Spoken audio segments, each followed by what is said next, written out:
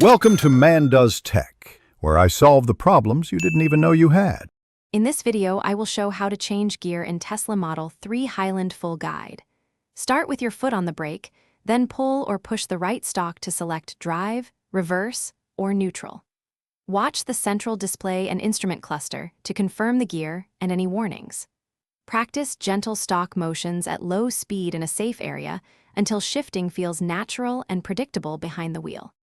When shifting into drive or reverse, make smooth stalk movements and keep both hands on the wheel for control. Engage neutral only when stationary and required, like at a professional car wash or during authorized towing.